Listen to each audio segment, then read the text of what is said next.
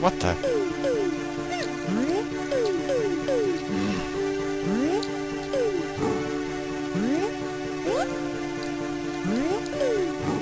Why are there Dimetrodons? Dimetrodons were like extinct freaking millennia before. And I can say millennia. Actually, millions of years. Because, what, they were like 240 million years ago? 230 million years ago?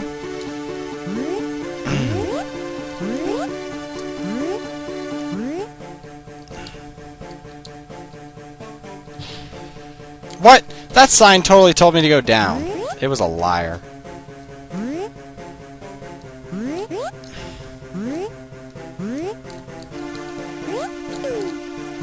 But, yeah, I don't know. I don't understand why they always mix dinosaurs in, like, bizarre ways.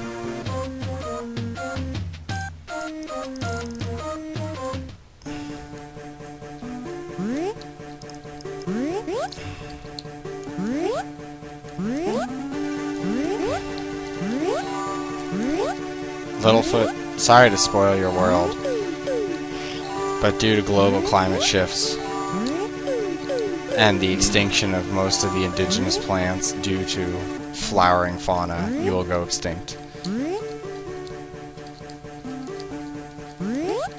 Really, your story of the valley has a lot more truth to it than people believe. I mean, I don't believe in the whole ridiculous dinosaurs killed by a meteorite. I mean, it makes no sense. I mean, I can talk at length about how the theory is completely full of holes, and the fact that for the past, like, 30 years, based on one person's rough guess, who wasn't even really that well trained in the field to begin with, said outright that they were killed by a meteor. Without any evidence or any real proof. He just thought that the iridium layer in the Earth was kind of strange. But, I mean, we don't know what happened then. We don't know if it was a meteor, but why would there be so much iridium in the layer at the KT boundary? But the problem is that, you know, we know that there were things that survived beyond the KT boundary that were alive back then. So it's, I don't know, it's kind of ridiculous in my opinion. I mean, if you really look at it, almost all dinosaurs turned into what became the terror birds. And terror birds appeared, you know... Where the hell do I go? Maybe it was up there? Terror birds ended up appearing shortly after the dinosaurs disappeared, according to fossil record.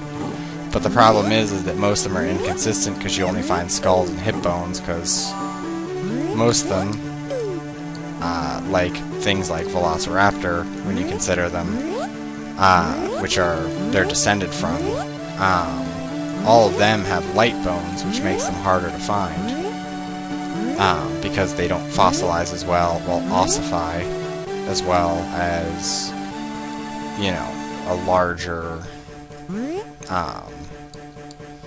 dinosaur would. I mean, that's the reason why we mostly find Triceratops skulls and T-Rex skulls, and because, I mean, those are big, and they're heavy, and they're bony. Like, they're made of a thick mass of bones, so obviously we're going to find them. But, you know, you had a lot of these lighter weight birds, and most of the larger things went extinct pretty damn quick, but the medium and small predators disappeared pretty quickly. Or the large predators, and large flora and fauna disappeared pretty quickly. Oh, can I play as Ducky? He's so little. But, you know, you had hundreds of these birds in, whoa, that insta-killed you? In South America, and right along that basin, and alligators we knew lived during the era of the dinosaurs. Like, we knew 100%. So it's kind of weird that, you know, this meteor hit in South America. What the hell? I just dropped dead. This meteor hit, and for some reason, crocodiles, terror birds, species of indigenous owls that they found that actually, the first ancestors to these owls, which were small carnivores, were actually found to live on islands around there, and they ended up becoming true owls at some point through genetic diversity.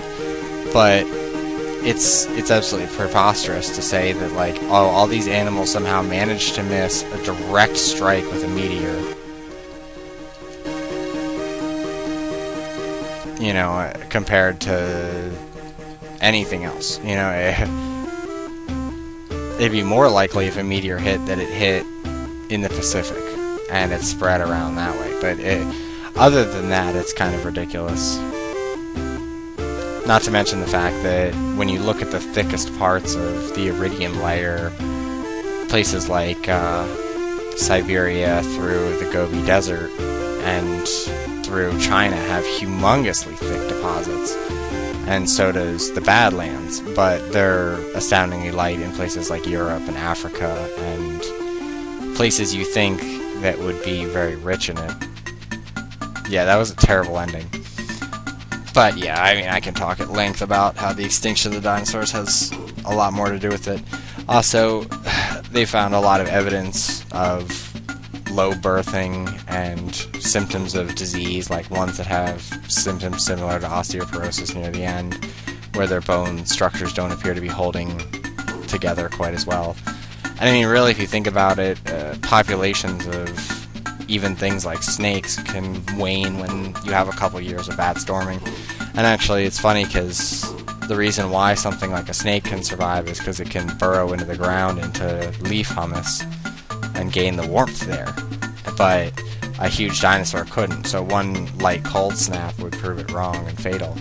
I mean, all the dinosaurs in Antarctica, they all went extinct because of loss of their habitat due to change in temperature, which killed all the plants that they ate, and most of the plants they ate were subtropical, and when it became, you know, whatever, Pale Arctic or whatever they call the region, it destroyed most of them. But a few of them still survived, like seals as predators, and actually they discovered a few salamanders that they believe could actually survive in ice-cold water. And the thesis that a salamander could survive in ice-cold water was proved later. Well, anyway, I'm rambling about this kind of stuff because I love this kind of stuff. But this game was dry, generic, and it's 14 years old. That would be like coming out with an Esmeralda PS3 game, or coming out with the Rescuers game. It would make no sense. Like, this game makes no sense whatsoever. And I looked up the movie poster for Land Before Time, and it doesn't look like the one in the corner there that looks like the Jurassic Park logo. They just added that for some reason. I mean, I can't think of any reason in 2002 that something would be out that they would want to release it, unless they had some other Land Before Time movie come out around the same time. But then why wouldn't you just call it whatever movie it was? You know, Land Before Time, something, something, something. I don't get this. I mean, unless it was like a rush promotion with like a half-finished game, like maybe they had the original license to like Ice Age or something, who knows. I can't fathom the game. And it really wasn't good at all. It had nothing to it. There was no story. There was no interest. Like, even Ice Age, as much as that game was separated far enough from the movie, it was still, like, a good game within itself, because its playstyle wasn't bad, and it was a little different. But this game was just, like, boring. It was, like, the most generic platformer you could possibly make. Like, it looks like people didn't even take time to make it. They just kind of slapped things together here and there, and that was it. I mean, the music's not bad, and, like, the character sprites aren't bad, but they're... You could have made a better game. I mean, I understand with this license and this franchise of Land Before Time stuff, I understand that it doesn't make... I just can't see good funding for this game. Like, I don't blame the actual people who made it. I think it was a poorly funded, it was like a ramshackle thrown together game. And it certainly feels that way. And I'm sure there'll be many more Game Boy Advance treasures awaiting us all. Well, that's all for Let's Play The Land Before Time with me, Morak Dias. See you later.